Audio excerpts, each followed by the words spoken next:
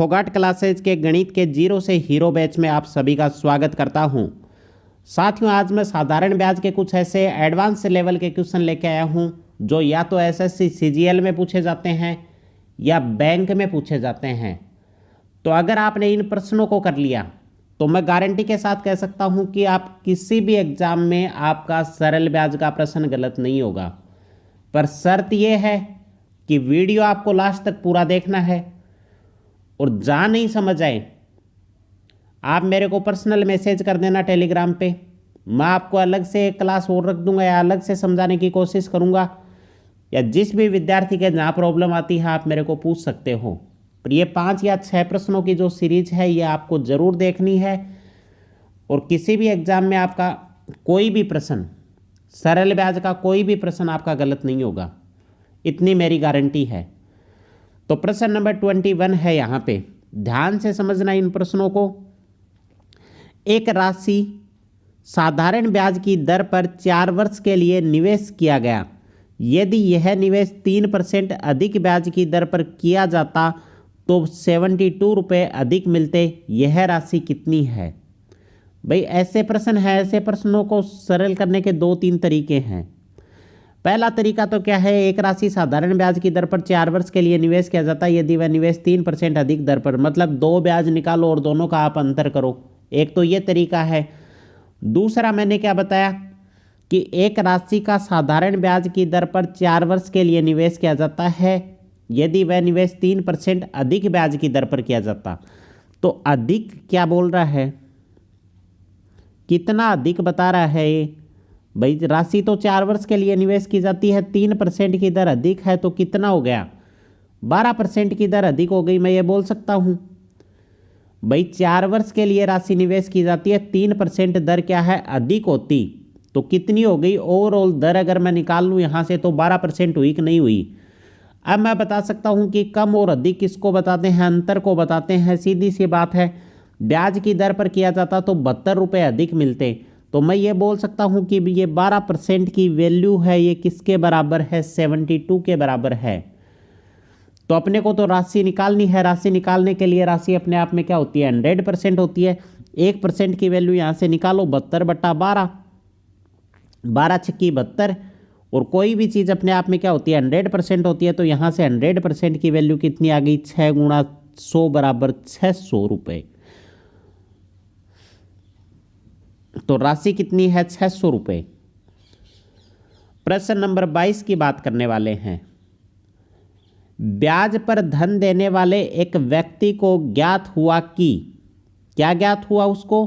कि उसने धन पर ब्याज की दर में 8% से 7.3/4% गिरावट होने पर उसकी वार्षिक आय में 125 की कमी हो जाती है।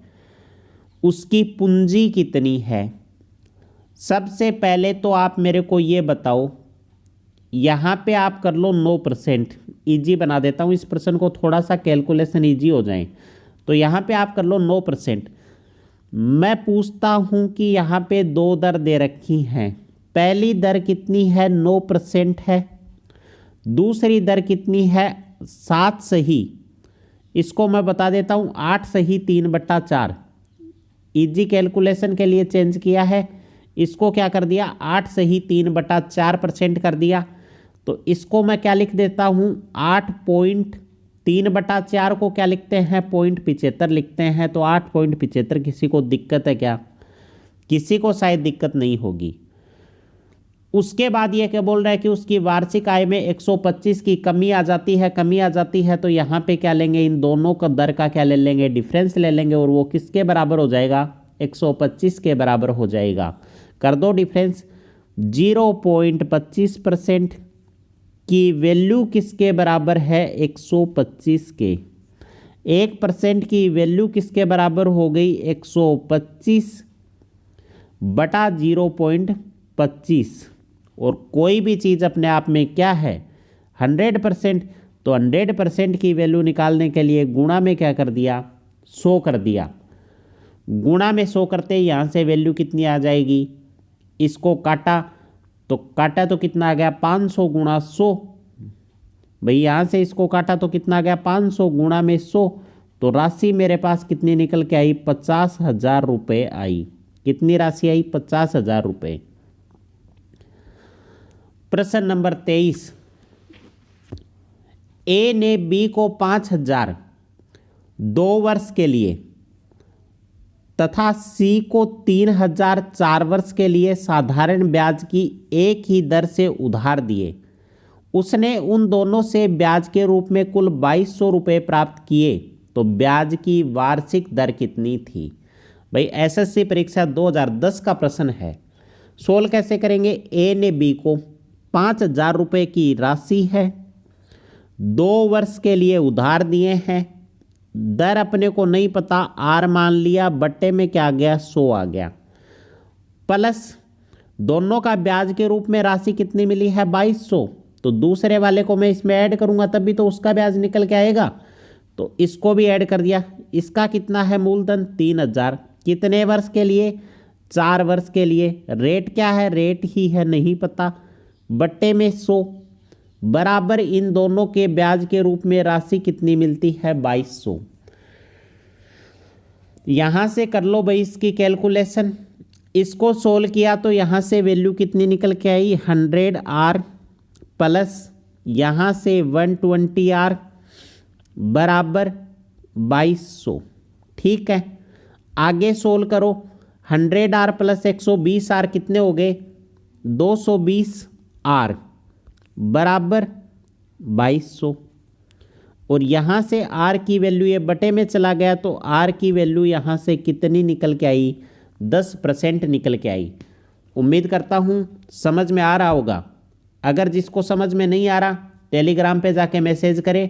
फोगाट क्लासेज नाम से चैनल है, वहाँ जाके आप मेरे को पर्सनल मैसेज कर सकते हैं। प्रश्न नंबर 24, साधारण ब्याज की एक निश्चित दर से कोई धन 20 वर्ष में दुगुना हो जाता है। सबसे पहले टाइम गिवन है 20 ईयर। यह भी एसएससी परीक्षा 2009 का प्रश्न है। इस धन को तिगुना होने में कितना समय लगेगा? भाई पी है मूलधन, हो कितना रहा है ये? 3P।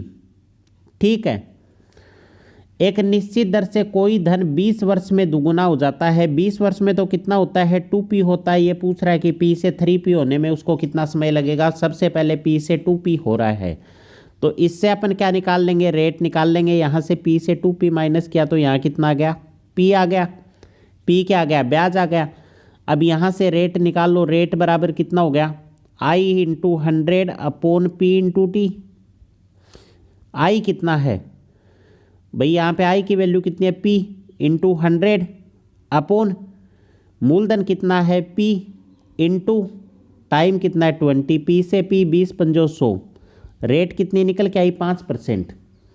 अब आगे क्या बोल रहा है? इस धन को तिगुना होने में, मतलब P से इस बार कितना होगा? 3P। तो यहाँ पे ब्याज कितना निकल के आया? 2P। आगे इसको कैलकुलेट करो। आगे कैलकुलेट करेंगे तो इससे अपन ने क्या ले लिया?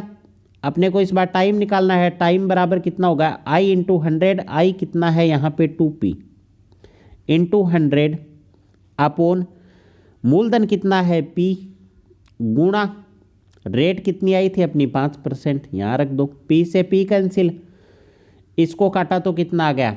20। और यहाँ से मेरे पास टाइम कितना निकल के आ गया? 40 वर्ष। कितना टाइम निकल के आया? 40 ईयर।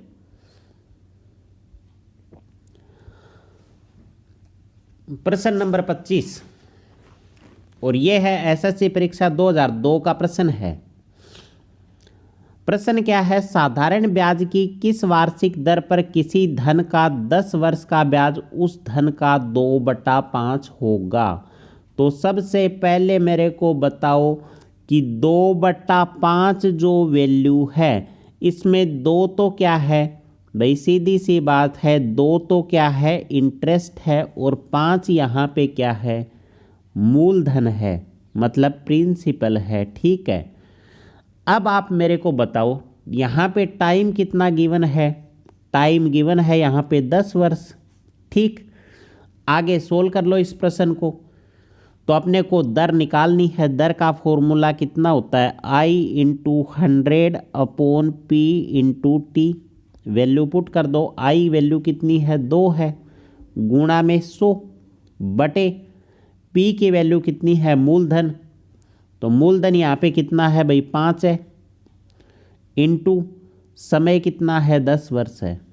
काटो इसको, 0 से 0 कैंसिल, 5 दूनी 10, 2 और 2 को 2 से गुणा किया तो कितना गया 4%। तो यहाँ से रेट मेरे पास कितनी निकल के आई 4%। और लास्ट प्रश्न है 26 नंबर प्रश्न, कै व्यक्ति क्रमशः 6 वर्ष, 10 वर्ष तथा 12 वर्ष के लिए साधारण ब्याज की क्रमशः 10%, 12%, 15% वार्षिक दर पर धन लगाता है। यदि 3 वर्ष बाद प्रत्येक से बराबर ब्याज मिले तो इन मूलधनों का अनुपात क्या होगा। प्रश्न को सोल्व कैसे करना है, ये है फर्स्ट इनटू कितने वर्ष के लिए 6 वर्ष के लिए और गुणा 10% की दर बटा 100, 100 सब से कैंसिल हो जाएगा, बराबर के इस साइड चलेंगे तो। दूसरा क्या है सेकंड, सेकंड कितने टाइम के लिए लगा रहा है, ये भी 10 वर्ष के लिए, इसकी रेट कितनी है 12%। ऐसे ही थर्ड के लिए अपन कैलकुलेट कर लेंगे, थर्ड इनटू 12 वर्ष के लिए गुणा 15% की दर से। इसको सोल्व करो आप, इसको आप सोल्व करोगे तो यहाँ से वैल्यू कितनी निकल के आई, फर्स्ट इंटू 10 गुणा 6 बराबर 60%, बराबर यहाँ से सेकंड गुणा यहाँ से कितना निकल के आया 120, बराबर थर्ड इंटू 15 को 12 से गुणा किया तो यहाँ से मेरी वैल्यू कितनी निकल के आई 180। अब काट दो इस वैल्यू को, 60 से काटो एक बार तो फर्स्ट इंटू 1 बराबर सेकंड इंटू 2 बराबर थर्ड इंटू 3, 60 से काट दिया तो 60 थी 180, ठीक है। तो यहां से मेरे पास वैल्यू कितनी निकल के आई, यहां से अगर मैं अनुपात निकालूं तो अनुपात कितना निकल के आया, फर्स्ट सेकंड और थर्ड का अनुपात कितना निकल के आया भाई। फर्स्ट का निकालना है तो इन दोनों को मल्टीप्लाई कर दो, 3 दूनी 6, सेकंड का निकालना तो सेकंड वाले को छोड़ दो और इन दोनों को मल्टीप्लाई कर दो, अनुपात कितना आया 6:3। और थर्ड वाले का निकालना तो इसको छोड़ो और इन दोनों को मल्टीप्लाई कर दो, 2 और 1 को, तो यहाँ से मेरा रेशियो कितना निकल के आ गया 6:3:2 निकल के आ गया। तो उम्मीद करता हूँ साथियों साधारण ब्याज का आपको ये सेशन अच्छा लगा होगा। अगर आपको ये सेशन पसंद आया तो हमारे चैनल को आपको क्या करना है, लाइक करना है, साथ में चैनल को सब्सक्राइब करना है।